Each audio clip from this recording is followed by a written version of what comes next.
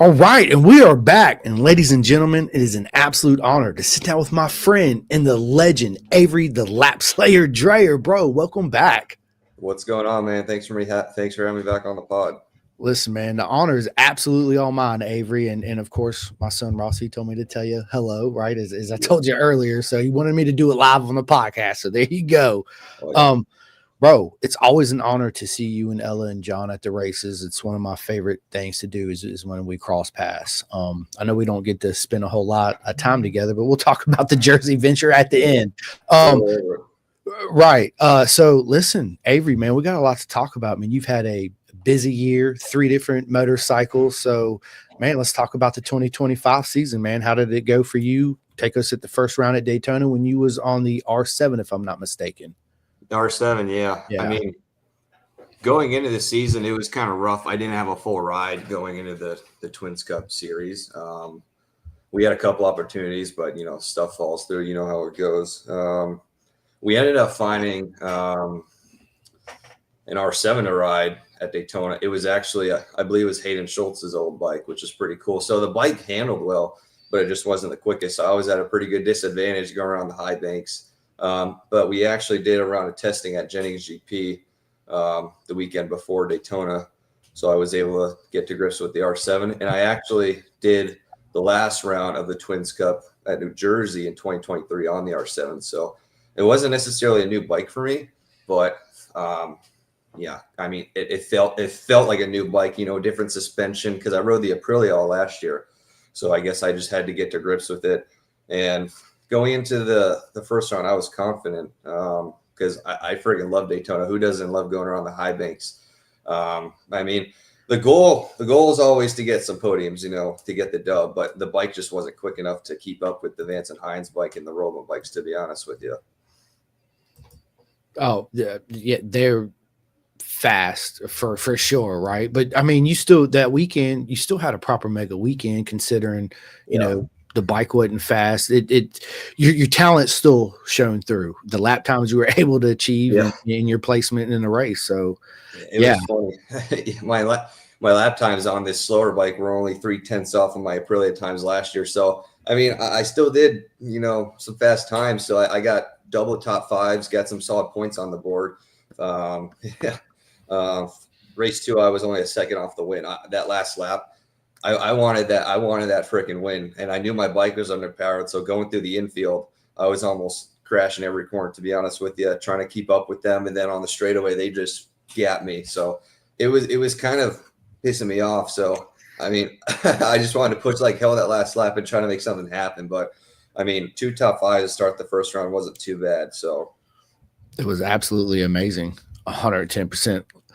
Like I said, given the bike you had, top speed, especially at Daytona. I mean, it's a horsepower rodeo, right? That's what they call Coda that, but to me, it's always been the high banks at Daytona. Whatever bike you're on, the I agree. horsepower you need it, right? And it's such a unique track, meaning that your setup at Daytona is not going to be the same setup, nothing even close to at Atlanta. It's so much different, dude. It's crazy, especially your gearing, because you gotta, gear for the draft. That's all that matters there, to be honest. 110%. That's the name of the game at Daytona. But which brings back to you racing in the 400s because it was the same way. It was all about Yeah. the draft. 400s, those bikes teach you all about the draft. I remember growing up, I raced FEMRA, Florida Motorcycle Road Racing Association, on the Ninja 300 and then the 400. And that's probably where I learned all my drafting skills, because I remember my dad and my Uncle John, they would put me out there in the Twins Cup class, versus all these SV650s, and I'm on the Ninja 300. So I had to get a friggin' awesome launch coming from the back. I would just, get up into the top 5 and into turn 1, carry that corner speed, and then they would just get me on the straightaway. I would just try to hang in the draft. Yeah, I mean it's a skill, valuable, and a lot of people don't realize that, especially the fan standpoint. That's the name of the game, especially in the lower class that don't make a whole lot of horsepower. It's all about drafting, roll speed, corner speed, and just the more you can do this, the better off you are. Exactly, man. You got to carry that throttle as much as you can. It's all about that roll speed on the smaller bikes. 110%, stretching those throttle cables as far as they'll go, for sure. Dude. Absolutely. So Daytona, man, absolutely proper mega job. Super proud of you. So we're going into Atlanta. Talk to us about Road Atlanta. Next round was Barber. Twins Cup. Oh yeah, that's right, Barber. Yeah, that's right. But I wish we went to Road Atlanta. That's actually where I got my first win a couple years ago. So I got some good memories there. Hopefully we'll be going there again next year. We'll see what I end up doing. But yeah, Barber. I was on a GSX-8R. So started on the R7, then the GSX-8. I got to give a shout out to Team Hammer, Chris Ulrich, for putting that on. That was pretty sick. I was really excited going into the weekend. Same deal as Daytona the weekend before. Chris Ulrich was kind enough to drive out there, let me test his sweet bike. And I was super excited. My brother Brady and I, we made the drive overnight, pulled up bright and early 2 hours before I was riding, got a Bucky sandwich, and then, geared up, took it out for the first ride.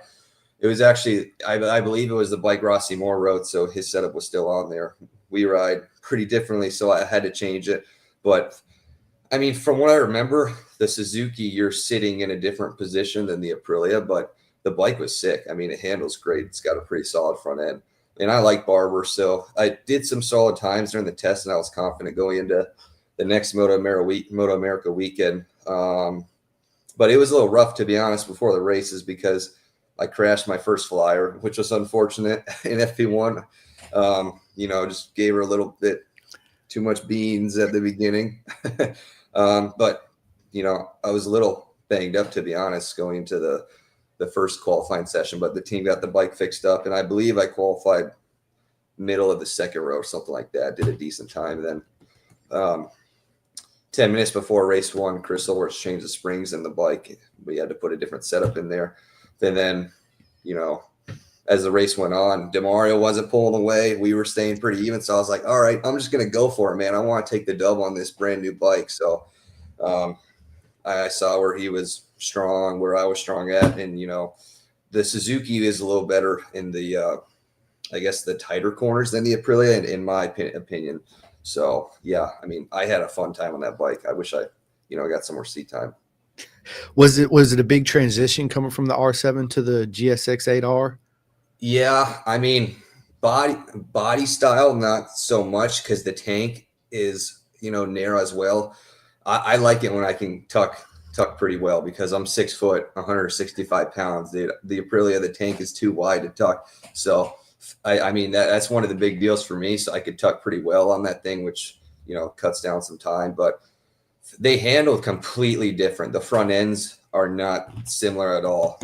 The R7, I had some different suspension on it. I believe it was Olin's. And then the way you got to ride the R7, you got to just storm it into the corners, gas it kind of like a bigger bike, I guess. But the Suzuki, you can carry, I guess, more trail brake. You can push the front end a little more, which kind of suits my style a little better. Yeah, 110%. It's they're both beautiful bikes. If I was to buy one and do it, it'd be definitely either the Aprilia or the Suzuki. They come out with a big time with that. A lot of my friends that race it absolutely love the bike. They say it gives good feedback. You just got to ride it a little bit different than the bikes everybody's used to being on. Exactly. I mean, I'd say the Aprilia and the Suzuki are the bikes to be on right now. There's not many R7s out there, and I mean the amount of work you got to do on the R7s to make them competitive, from what I've heard, is crazy. And the Aprilias and Suzukis are just a better overall package. 110%. I agree. 110%. So moving on to the third round, Avery, how'd that go for you? Yeah, third round. Where was that? I'm having a brain fart right now. Me too. It was at the Ridge. Yeah, I like the Ridge.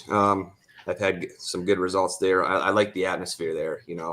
I like the trees. I don't know if that's weird, but I mean, first round on the Aprilia. So now we're on an Aprilia for the rest of the season. My guy, Brad Foss, helped us out. He drove his rig all the way there from Texas. So shout out to him. But we made the flight over there. I didn't get any testing on the bike, but I've had a full season on it the year prior. So, I mean, the bike, it was solid right off the get-go. Obviously, it's going to take you a session to get up to grips with a brand new motorcycle.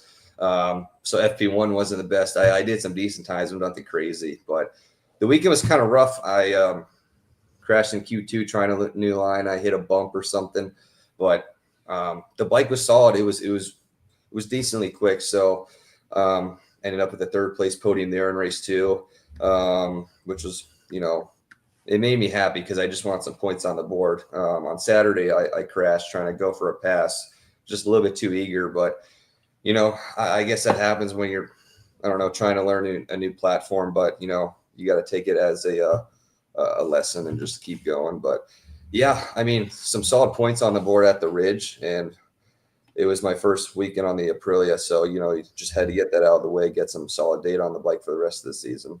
Was it an easier transaction going from the GSXR back to the Aprilia? Obviously, not necessarily. I'd say it was the same sort of jump going from the R7 to the Suzuki, and same thing from the Suzuki to the Aprilia. It's the same sort of deal because they're all super different. They all got their ups and downs. I'd say the Aprilia, it's got the best handling front end. You can freaking go into the corners super deep on that thing. It's gonna stick. So. Yeah, I mean, it's a good handling motorcycle, so it's a lot of fun to ride compared to the other ones. Yeah, for sure. Absolutely. And real quick, I just want to touch base, man. What was it like working with the legend Chris Ulrich and Team Hammer? I mean, it was pretty sick. The dude definitely knows his stuff. So I remember, as a young kid watching the Team Hammer going at it, in super sports, super bike, even stock dells. And so it was cool with them helping me out during the weekend. And also CJ Zaya. CJ knows he, really helped put the whole thing together. So, yeah, it was sick. I hope, we can put something together again soon. Absolutely. Absolutely. That whole team is absolutely amazing. We got Andrew Way up in here. He says, Mr. Dreher. What's up, Mr. Way? Yeah, Andrew's awesome. And then, of course, I was laughing earlier because we got Max. He says, Avery, do you have a current relationship status? Just me and my motorcycle. Yeah. So Max is an absolute legend too. STG, Racer Gloves, all that good stuff. Yeah. So. Shout out to Racer Gloves as well. Real quick, since we're talking about it, how did that whole Racer Glove and all this come together for you? Yeah, I mean, Max took over the business, which is pretty sick. I think that's a great opportunity for him. And, I'm his number one customer. I go through a lot of gloves, but they're great gloves. They make a whole selection of short cuff gloves, full gauntlet, waterproof, freaking snowmobiling gloves, the whole nine. So they're honestly the best gloves I've used in a while. I wore the Revits last year, and they're night and day. So if you guys want to try out a pair of Racer gloves, hit me up, hit Max up. We can get you sorted on what you need. There you go. Nice plug, man. Absolutely. Yeah. Man, listen, I think it's great for Max too. It's a huge opportunity and for you too as well. I love it, man. I love the camaraderie, especially between the friends in the paddock, helping each other out and showing all the love and support. And that's what's so unique about our beautiful circus is what I call it, is that right there, Exactly. Just help each other out. 110%, my friend. So moving on to round 4. Round 4, yeah. Yeah, I'm trying to remember. After the Ridge, it was Laguna Seca. Yeah, Laguna Seca. I guess you could say I hit a motocross drum. That was crazy, but I like Laguna. The West Coast rounds. I haven't been there since 2022, so obviously you're not going to forget a track. So it takes you a few laps and you get up to speed right away. Laguna is a lot of fun. It's got some pretty solid grip. It's a little bit of a bumpy track, but my favorite section is probably the corkscrew down. It kind of suits my style, but we had the bike handling good there. It's more of I believe we didn't do much to the motorcycle other than shoring the wheelbase a little bit to make it handle a little better because it's a bit of a tighter track compared to the Ridge. But man, I had to work on my starts. That's been my downfall all season. The Aprilia, it's probably the hardest bike to start. The Gixxer, you could launch that thing like a 400 in my opinion. It launched freaking prime, dude. But yeah, I mean, I started in 4th or 5th and then dropped to 8th place in turn 1 both races. So I ended up having to claw my way back up. So race 1, I believe it was, where the one rider tucked the front and I jumped over him, kept it up. Oh, that was a wild one. But that was crazy, man. Yeah. I mean, 2 top 5 finishes there. I got a 5th and a 4th. So, we're just we were just trying to keep the points going for the championship. So 110%. And how scary was that when that happened for you? I don't know. It wasn't really a scary moment. We were just going through the corner, and he must have went in there a little too deep. Front lost grip. He tucked, and I had nowhere to go, so I kind of just picked the bike up.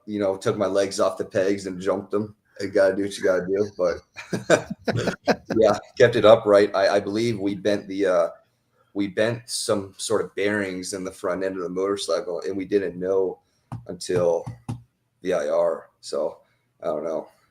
I guess you messed something up when you hit a jump. Nitro Circus style for sure, right? Yeah, dude. Oh, I love it. I love it. I mean, again, your whole season, you've had a proper mega season. I know it didn't go the way you wanted it to, but man, I'm still proud of you and all your achievements this season. Difficulties, transition between 3 motorcycles and relearning the motorcycles, even though you've been one on the past season. Every bike, even though it's still the Aprilia or an R7 or GSX8, they're all a little bit different. Yeah. Yeah. They all got their differences and similarities, but if you can just learn to progress and learn what the motorcycle wants and how to ride it, you'll be good. Just it takes a session to get a hold of a brand new motorcycle, but they're all going to be a little different. So you can learn to use its strengths and differences to your advantage. 100%. And that also makes you a well-rounded rider too as well. It makes your adaptability super mega is what I say, right? So it's a good asset because once you get jump off different machines and you equate to them really quick, the more you do that, the quicker you're gonna make that transition and get them W's, bro. Let's go. Yeah. I mean, if you can adapt to anything, that's what matters. You got to adapt to what's going on in a race situation. You got to have that racecraft. You got to be smart if you want to win races. So that's it. It's all a chess game. Yeah, 100%, dude. 110%. So, yeah, after the Nitro Circus jump at Laguna, did you guys go to Texas after that? No, Texas either. Oh, yeah, that's right. It was VIR. Yeah, VIR. Yes. My home track. Yep. Yeah, that place brings back memories. Were you there? Yeah. Yeah. Oh, that's right. I'm having a brain fart. It's okay. I mean, I love VIR. It's pretty cool going there. That's actually where I got my first podium back in 2022 in Junior Cup. So I got a 3rd place finish. But I mean, it definitely brings back some memories. So the layout's pretty sick. It really matches my style. You got some tight corners, turn 1 all the way throughout the S's. I have a blast there, especially on the Aprilia. That's probably one of the best tracks for the motorcycle. You can really use it to your advantage. So, I mean, I was really confident going into the weekend. We had some mixed weather, so we got cut Q1. We only had Q2, I believe. And it was mixed. We were on rain tires. It was half and half. So I believe we qualified like 9 seconds off. I got second on the grid, and then Chapin threw on slicks with like 5 minutes to go, and he qualified 2 seconds quicker. I was like, damn, dude, I wanted that pole, but we didn't have slicks ready, unfortunately. So, I was in a good spot, going into the race. So I got a bad start to get in race 1, you'll never believe it. So I had to claw my way back up again. And I believe it wasn't until the last 4 laps where I caught Dom and Matthew. I diced up with them a little bit, but I lost too much tire towards the end. But I was trying, dude. They just got a better drive than me going to the line, and they were able to draft by me. So I got a 4th place finish in race 1, but we capitalized in race 2. We got a better start. It was kind of carnage going into race 1, but we ended up at 3rd. Love it. Podium, man. Yeah. Super excited for you. I love VR. VR is a great track for a racer standpoint or a track day guy or club racer, but it's also a great track for a fan and a spectator because it's not so big and you don't need a scooter to get around. You can pretty much walk where you can walk everywhere, dude. You can watch every corner, every straightaway. It's pretty sick. Yeah, I love it, man. I love it. My turn 1 is, to me, is one of the most tricky corners at VIR because it looks like a double apex, but it's not a double apex. And you gotta get it turned. You got to get it turned, and there's many lines you could take through there too as well. So. I mean, I'd say there's 2 lines you can double apex it, but it's kind of slower. You got to pivot the motorcycle with the rear to really drive out of there. because you got to get it stopped, and then you're still on the edge of the tire all the way through that right hand, and then you flick it left, so you got to prepare for that as well. So, I mean, to make it simple, I was just going for a single apex, kind of tipping it in there earlier, holding it, get it turned, and then I don't know, drive down the straightaway. Yeah, that's it. And then turn 7 coming underneath the bridge, going up that hill. I love that corner, dude, because you get into there and you can't see above the front end kind of G's out. You're using all your travel. I love it. I don't know. You got to get in there perfect, or else you just ruin the next section. Yeah, and then after you ruin that section coming over the hill, it kind of messes up the whole downhill transactions too. Yeah. The section at 17A and B. It all flows together. Yeah, it does. It's one of those tracks where it really matters. You can't really mess up a section because it's hard to make up time at VIR. It's one of those tricky tracks, but I think it's also why it's a racer, one of the popular tracks there too as well. So yeah. 110%. So after the last round for the Twins after VR was Jersey. It was New Jersey. Yeah. We just got back about a week ago. Did you stay after and do the Aprilia track day? No track day for me. I had to drive the big rig home. Me and Andrew Way, we brought her back. We drove all night and then got home the next Monday. Because Ella and John, they went straight to Spain from there to do the Red Bull Rookies Cup tryouts. So I'm proud of Ella for making it to the tryouts over there. It's a good opportunity for her. But yeah, I love New Jersey as well. I'd say it kind of suits my style, like VIR.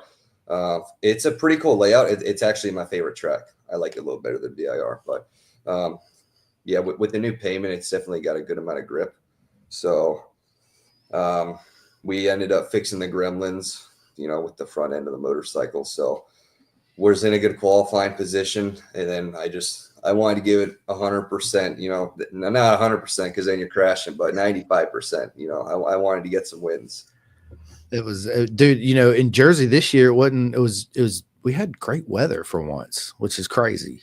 I couldn't believe it, dude. It was supposed to rain. It was supposed to do this, but we had dry sessions every time, which was, surprising. That's never happened the past 3-4 years I've been there.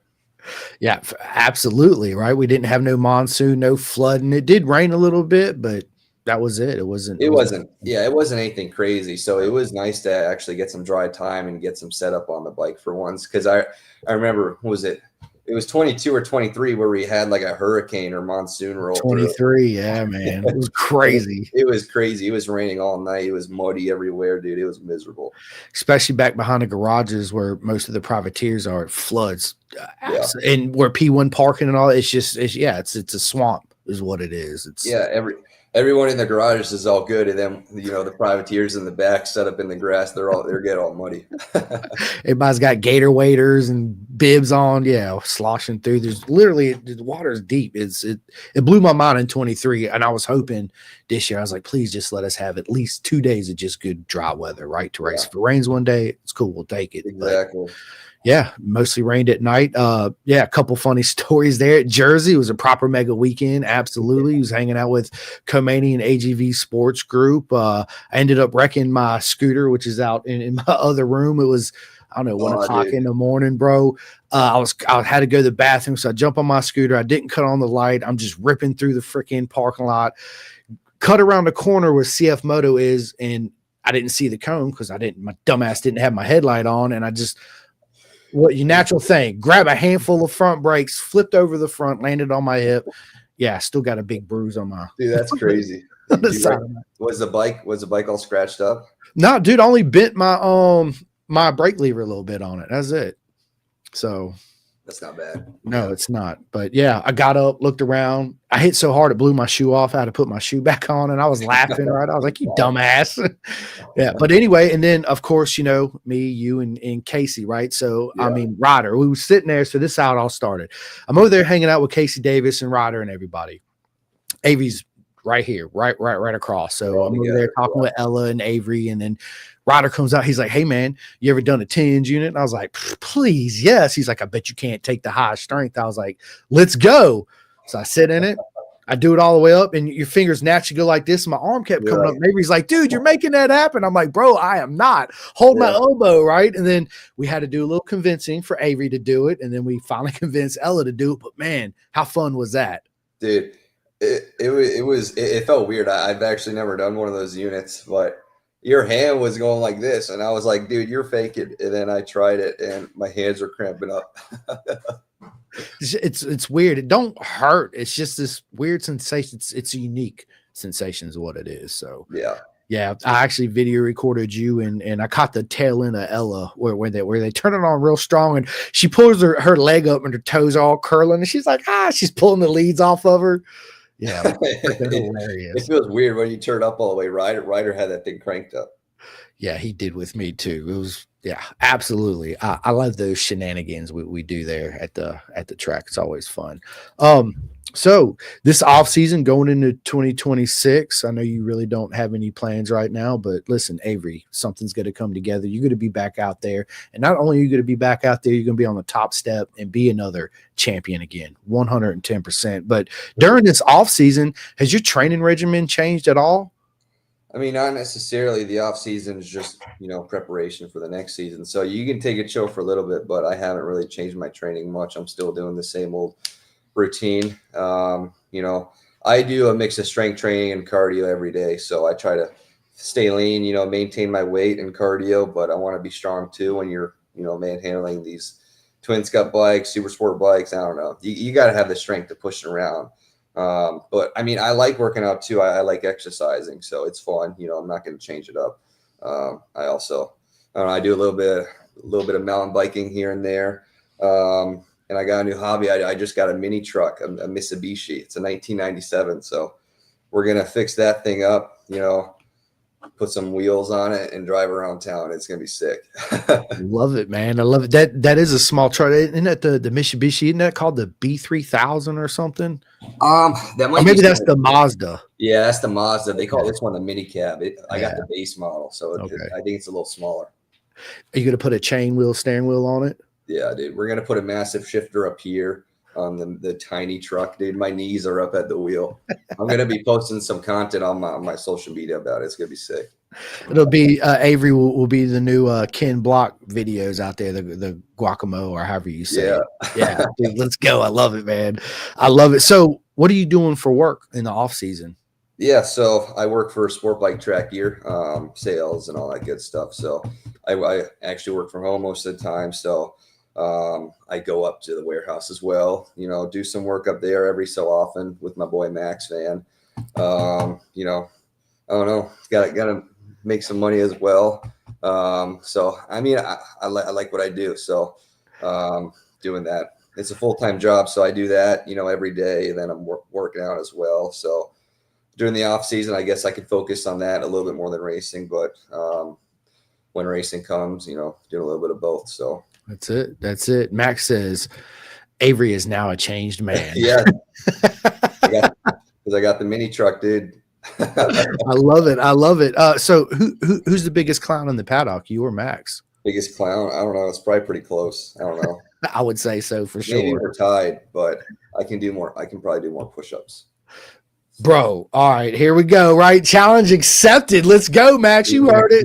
He's gonna comment something that he's upset now. Oh, absolutely is. He's gonna be like, you know what? Challenge, and I'm gonna have to record this live. Yeah, we'll get it on. He told me a story. He was in his basement. I think he said he put 225 on the bar. He was all alone, and he failed, and he was stuck. He was choking. He pushed it off. Hey, Max, you got to be careful, bro. I love it. He says baby shorts, bro. Oh my God, that's good stuff, man. Good stuff. So the truck, obviously that's a new hobby. Is that gonna be your daily driver, or are you gonna be out there fast and the furious drifting it? Maybe. I don't know. I gotta fix it up. It's got a flat tire right now somehow. So I gotta figure that out. But I still got my Toyota Tundra. It's a 2013. So I got that. It's probably still my main ride, but the mini truck's going to be fun to drive around town. It's so small. It looks so funny. Absolutely. I used to have an 89 S10 with the V6 with the long bed. I got it from my aunt. When she passed away, she actually gave me the title to the truck. She left it to me. Yeah. Man, it had, I think, 87,000 original miles when she gave it to me. She bought it down in Florida and drove it back. Man, that thing was fast as shit for that little truck, but the rear end, you had to put weight in it because it was absolutely all over the place. Ended up totaling it like a dumbass. I was What'd you Back do? when I smoked cigarettes, right? So I was smoking Yeah. cigarettes. I just dropped this load off at the dump, pulling out at the stoplight. I remember it, man. The stoplight turned green. I went to go make a left. I dropped my cigarette. My dumbass reached down, didn't even look. I was doing about 40 miles an hour. And the next thing I know, I just rear-ended this guy, which rear-ended Oh the no. lady in front of him. It knocked me out. I had motorcycle magazines in the back that the whole tote flew through the back window. I woke up with my head in the passenger floorboard, my feet up on the driver door. It buckled it so hard that I had to kick the door open when I come to. Like I woke up and I was like, what the fuck happened?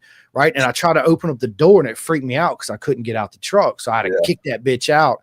And when I got out, I had a concussion, right? Because I kind of stumbled and almost hit the floor and kind of held myself up and just sat there for a minute. The dude's like, bro, are you okay? What happened? I was like, I fucked up, man. I'm so sorry. I hope everybody's good. Right. But anyway, dude, I totaled the truck. Police show up, radiators, just gone. And it's gone. Bro, it was ripped, and it was a nightmare. But I drove it home because I was like 3 miles away. My buddy come by, brought like all these gallons of water. I drove like 20 yards, had to stop, put water in it real quick and go. Finally got it home. And I ended up selling it, sold the motor and the transmission out of it. And I still wish I had that. It's a sweet ride, dude. Yeah, I love the older cars. They're so sick. Me too. Max says, Chris, that is the most manly story I've ever heard. You're welcome. Hell yeah.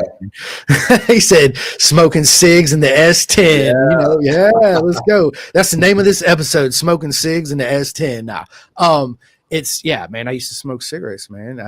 This is before I met my wife and I had a son, and I always told everybody as soon as I have a kid, I'm going to stop smoking cigarettes. And yeah, dude, it's not good for you, man. Nope. You got to breathe air.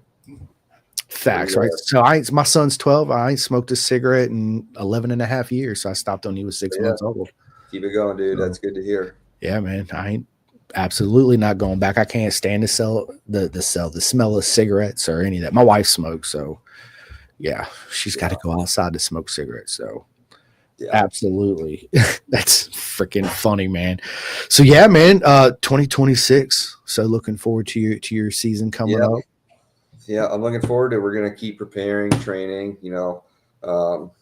just figure my plans out. So, I'm sure we'll line something up. The goal is obviously to be on the super sport grade. There's a lot of guys out there. It's freaking stacked. This year is probably the most competitive year it's ever been. 100%. You got guys like PJ, Matt.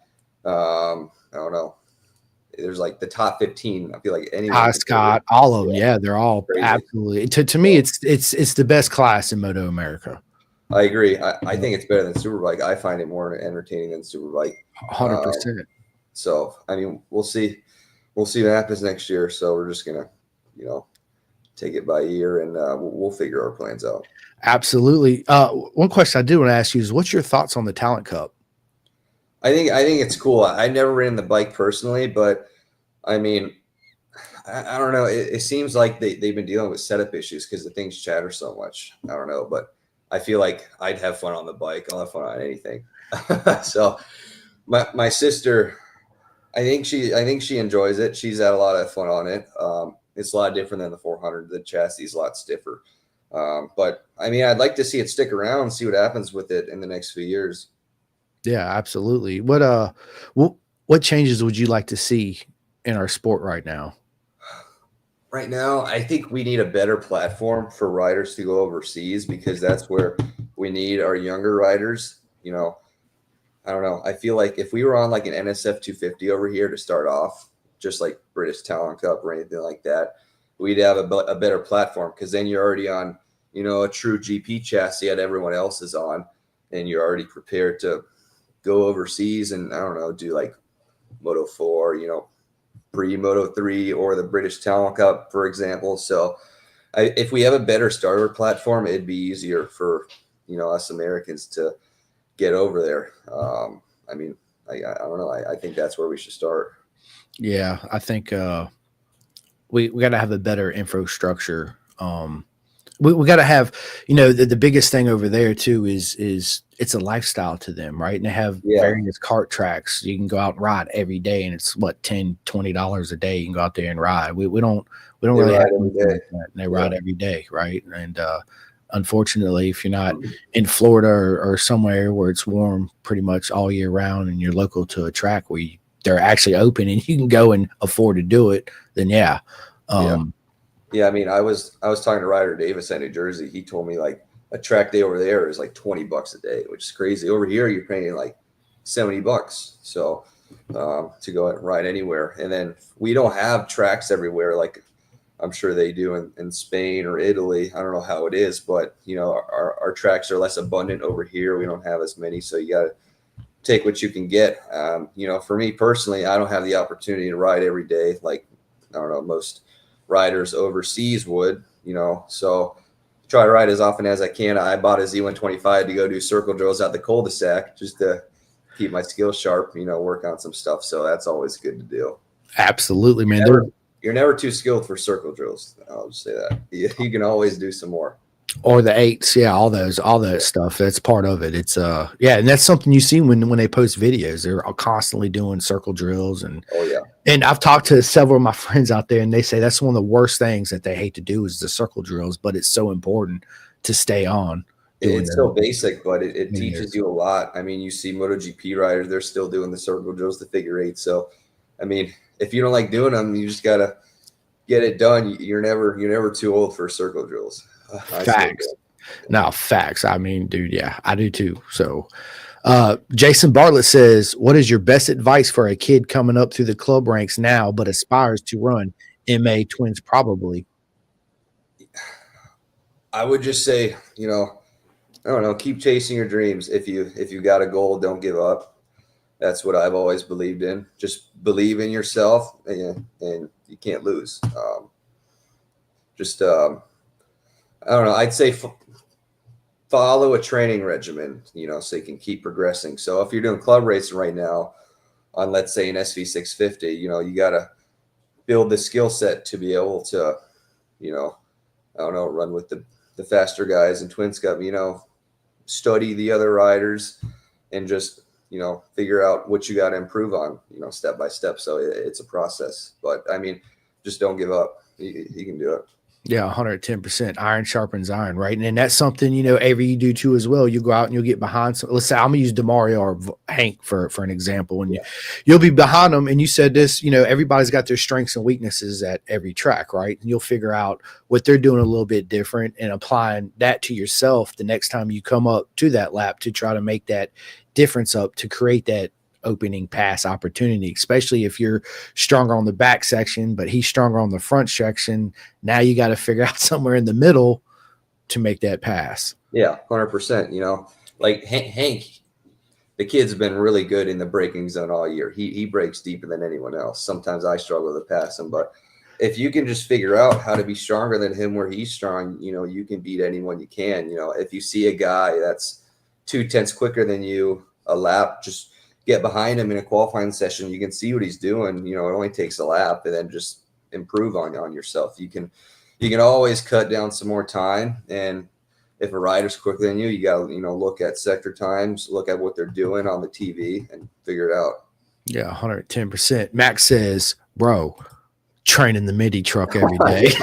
We're going to load up the Z125 and the mini truck, take it down to the cul-de-sac. That's the plan. Well, we might put a turbo on the mini truck and drift that thing around. I don't know yet. I like the idea of a turbo. Why not a supercharger? Supercharger, we could do that too. I don't know. Yeah. We'll put an H2R engine in it. That'd be sick. That's a great idea. It is, yeah. Not a financially good idea though. No, not a financially good idea, but it's a great idea, right? So, pros and cons. What do I do? Yeah, dude. I mean, if you want to do it, I'd say do it. Yeah, that's what life's about, man. Have some fun and don't take it so serious, right? Exactly, dude. 110%. It's yeah, man, don't take it so serious. And I'm proud of Ella. The big shout out to her again. You said it earlier, Red Bull Rookie Cup going out there, and for the past, it was out there for a week, right? Yeah, they've been gone for a while. I'm actually going to Miami later to pick them up today, so excited to see them for sure. But I'm proud of her. Got to give her a shout out. She made the day 3, which most riders don't. Yep. I don't know. I don't know how many riders get invited, but I don't know. Maybe it's like 200, 300, and then I believe only like 50, 60 riders make it to day 3. I could be off, but I know they only pick 6 to 8 riders, which is crazy. But I mean, congrats to her on making day 3. And I even though she didn't make it, there's always next year. So I'm sure she's not going to give up. She's going to go for it again. Absolutely, absolutely. Do you miss racing your sister in the same class? A little bit. I think she misses it more than me because she likes beating me. I remember we were at Road America last year, and I don't know what we were doing. I think we were in a qualifying session, and we were both trying to improve on our times, and I didn't want to give her a toe, and she was getting upset. So she always wants to do better than me. But that's great, man. It's great that you have that relationship with your sister and you push each other, right? And you learn from each other too as well. Yeah. So yeah, man, absolutely. And how often do you get to see Juju and them? And do you ride with SFL Mini still much anymore? Oh, 100%. Yeah. I believe we're leaving tomorrow morning. They're doing round 7 at Bushnell Motorsports Park. So I loaded up the trailer this morning, put the 450s in there, we're ready to rip. So it's always a good time with SFL. Shout out to Mike and Sassy. They do a great job at putting the whole gig together. They've been doing it for quite a while now. So the sport's definitely progressed, and they have a great program to, get riders, that want to start off. He's got everything. He's got the bikes, all the gear. Show up in your underwear, you're good to go.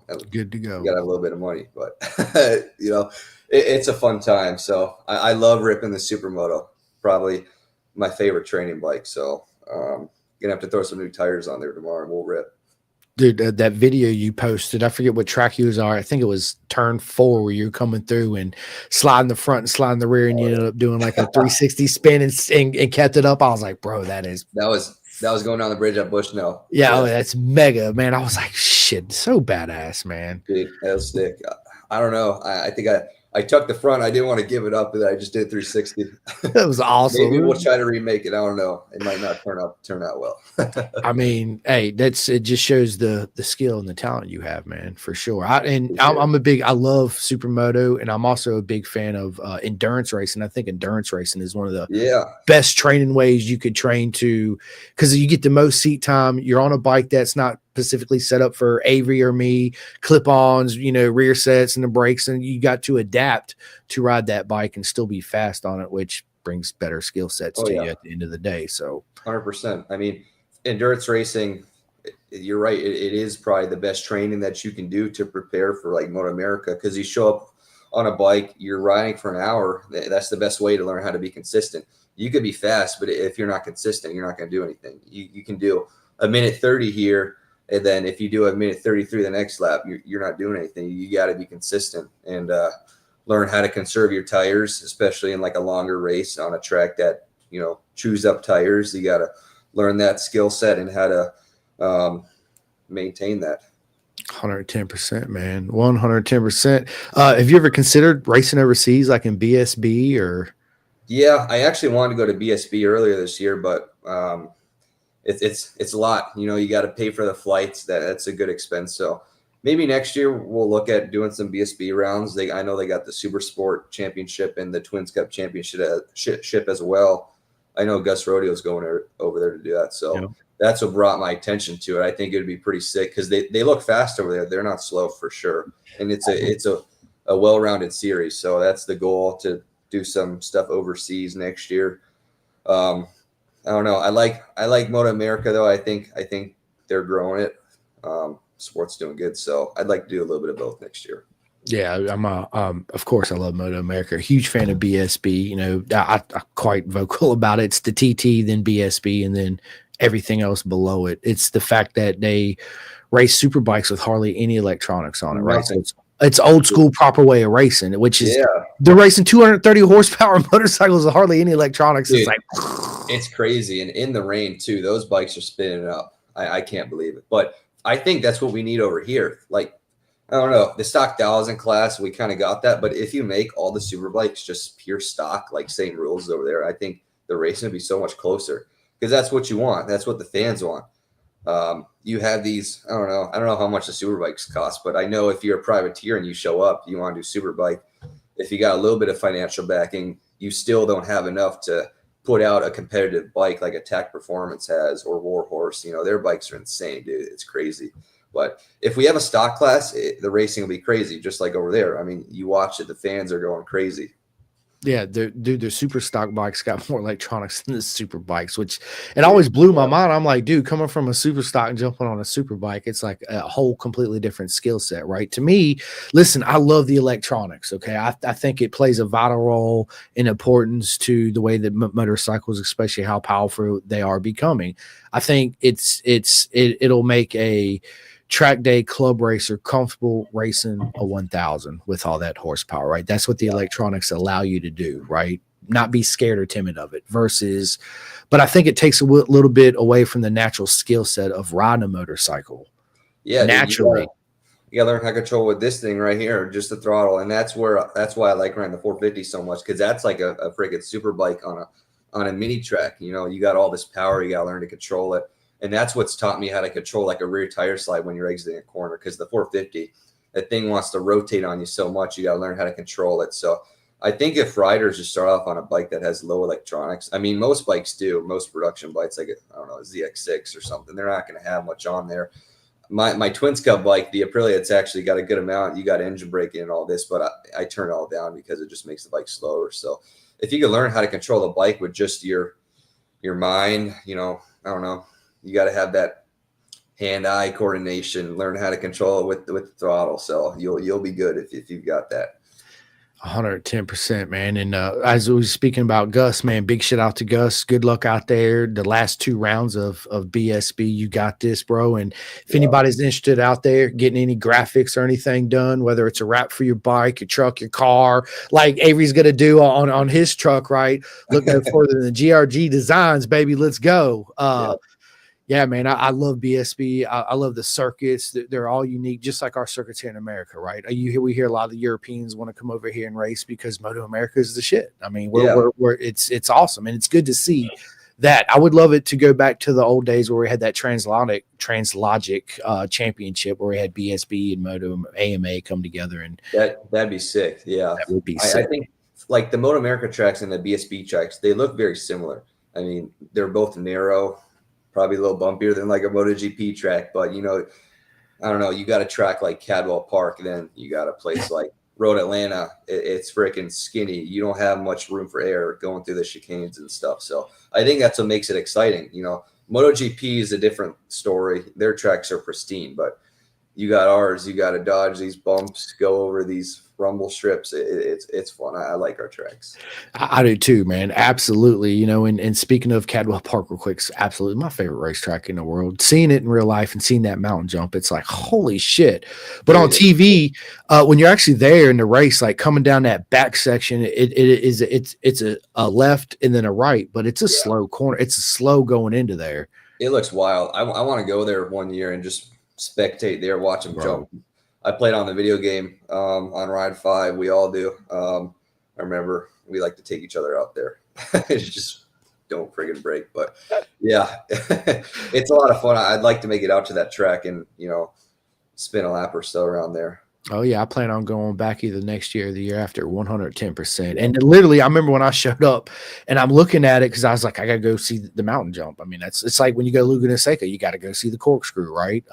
So I went over there and I was like, holy shit, is that actually the track? They're like, yeah, it's literally like this wide. I was like, you got to be kidding me. Dude, I thought you were exaggerating, but I watched the races and it's literally this freaking wide. I told you, man. And then as soon as you come over the jump though, Avery, like where the spectators can stand literally right next to the gate, I can almost reach my hand out and touch the riders as they come through there. And it seems like it narrows up because there's tire walls and trees. And then that last one of the second to the last right before the straightaway, it's literally a first gear, stop, go right. And there's literally a tire wall and a gate like 10 feet.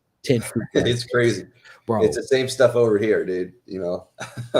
It's absolutely amazing. And then Andrew says, do you have a dream track that you want to ride? Dream track? I'd like to do the Suzuka 8-hour. That'd be sick. Hop on a super bike, just ride around that place for 8 hours. That'd be cool. But I mean, what's another track? Qatar would be cool. I like that track. But Yeah, Qatar would be cool. yeah. Qatar, I love the last section playing it on the video games, that wide open last, 3 fast rights. Mine would be one of my tracks I always wanted to ride besides Cadwell is Magello. I love Magello. That and Phillip Island. Yeah, Mazzano would be cool as well. Mazzano. That's a cool layout. Yeah. If I had the choice to either go to Mazzano or Magello, especially for a GP race or just to do a track day or visit, man, my heart says Magello, but I would go to Mazzano just for the fact that I'm right down the street from Travaglia where Valentino Rossi is. Exactly. Yeah. Go see the ranch and go down to Carino where my man Simicelli's from and go to his museum too as well. So that'd be such a cool opportunity to make it out there. Absolutely. One day, man, it's on the it's just like the TT for me, man. That's on my bucket list. My next big thing is TT. Yeah. Is that something you ever thought about doing? No, dude, not for me. My mom doesn't want me to do the TT. He said no. Maybe I do like the Northwest 200. I believe it's what it's called. I know the track. I played in the video game a lot. It's a lot shorter. But road courses are probably not for me. You crash, there's a little bit worse consequences than crashing on a closed course. Facts, and to me, it's like, we often use the term alien with Rossi and Marquez and all that. Yeah, they are. But to me, the true aliens, if you want to really talk about aliens of the sport, is all the men and women that do real road racing, the TT, the Northwest 200, the Macau, the Mannix GP. I mean, those, it's not even, it's the solos, but it's also the sidecars and the monkeys that sit in the side. I'm like, that blows my mind morning. I'm like, wild. Nuts. And the fact that they know such a long track for 3 hours, they got to be so mentally strong, and they got to, I don't know. I don't think they have the track memorized, but they know where they're going. I mean, those guys grow up racing there. So it's a long process. You can't just show up and ride, you'll crash. So. And you don't want to do that. Absolutely not. No. We got Nick. What is up, Nick? He says, Avery Dreher is the sexiest man alive. I try to be. I appreciate it. This is awesome. Well, listen, Avery, we're coming up on almost an hour on this podcast. I don't want to keep you too much longer, man, because I know you got a busy day. I got a lot of stuff going on. I actually got 2 more podcasts coming up Sweet, dude. This afternoon. So, Avery, it's always an honor to sit down with you. Just stay on with me for a minute once I end this podcast. We can go ahead and schedule our next one. Big shout out to Ella Dreher. I'm absolutely proud of you. I'm proud of your season 2. You guys absolutely killed it. Had a great conversation with John at Jersey. Man, I love John. So nothing but to you, John. He is absolutely legend. So let's see. Max says, what kind of perv would comment something like that? Oh my God, I love it. I love it. Listen, we need to know, Max, when's the push-up challenge gonna take place? Oh, he's scared. He's scared because I got bigger chest than him. Here we go. Oh my God, I love it. I love it. Max. It's funny because Max and I got the tradition now. Whenever I win, I do the push-ups. But we all did it together that one year I rode Atlanta when I won. Yep. So shout out to Max for the tradition. I love it, man. I love it. He says, I am not scared. Man, I'd be scared if we had a squat off. He'd probably beat me. Yeah, Max got some legs on him for sure. 110% he does. Yeah. I think he's injecting some stuff, dude, but he's not telling us. He even says, I have bigger legs. He said, get Dreified. Yes, sir. Get Dreified. That's the name of this episode, bro. Hey, put that on the title. That's sick. I'm going to Dreified. And listen, I found a new way, Avery. So as soon as this podcast ends, literally in like less than 20 minutes, it's going to be out everywhere. I don't have to wait till the next day or any of that. That's pretty dope. Yeah, man, I freaking love it. But anyway, listen, before I let Avery end this podcast, the first thing I want to say is thank you so much to everybody that watches this podcast, that hits that like and subscribe. If you had not had a chance, please do it. It helps me out a lot. It's nothing but love to each and every single one of you, because without all of you, I would not be able to do this, and it means so much to me. It's absolutely amazing. Big shout out to Ella again. Anybody needs any graphics or stuff, look no further than GRG Designs. Also, get your racer gloves. Go to STG, hit up Avery, hit up Max, getting the best gloves out there in the business. Racer gloves. That's it. Let's go. And thank you so much. This has been absolutely a proper mega time. Avery, tell everybody where they can find you on social media. Do you have any merch for sale? Not right now, but I'm thinking of making some merch. So if you guys are interested, just hit me up on Instagram, Facebook, and I'll tell you what's going on. Yeah, I got to get some more hoodies, so we'll figure that out. We'll get some merch going. But yeah, if you want to check me out, my socials, I don't know, Instagram's Avery Dreher 47. Same thing on Facebook, Avery Dreher. But yeah, I appreciate you having me on the podcast, Chris. It's been a great time. Absolutely, man. It's always an honor. And real quick, Nick says, let's do a hot dog eating contest. My ass will win. He probably will. Yeah. Yeah, I'm gonna sit out on that one for sure. I'll do a hot ones challenge with anybody for sure. We can eat some Pocky chips or something like that. But yeah, so listen, Avery, just stay on with me a minute. Listen, I hope the rest of your guys' weekend is absolutely as mega, proper mega as you guys and girls are. And Max, hit me up, bro, because me and you need to sit back down so me and you can turn around and talk shit about Avery too as well, right? Yeah. I love it, man. I love it. Well, listen, you guys have a beautiful weekend, and we're out of here, and we'll catch you soon. All right, let me. Calling all two-wheel enthusiasts, get ready to rev up your earbuds with Pin the Gas Podcast, the ultimate motorcycle racing podcast, hosted by Chris Simcoe, one of our very own excellent leaders here in Roanoke, Virginia. With expert analysis, behind-the-scenes stories, and exclusive writer interviews, Pin the Gas Podcast delivers the adrenaline rush of the racetrack straight to your ears. Whether you're a diehard fan or a curious newcomer, you'll gain insights that will transform how you watch and understand motorcycle racing. On your favorite podcast app, join Simcoe as he takes you on a high-speed journey through the world of motorcycle racing. Pin the Gas Podcast.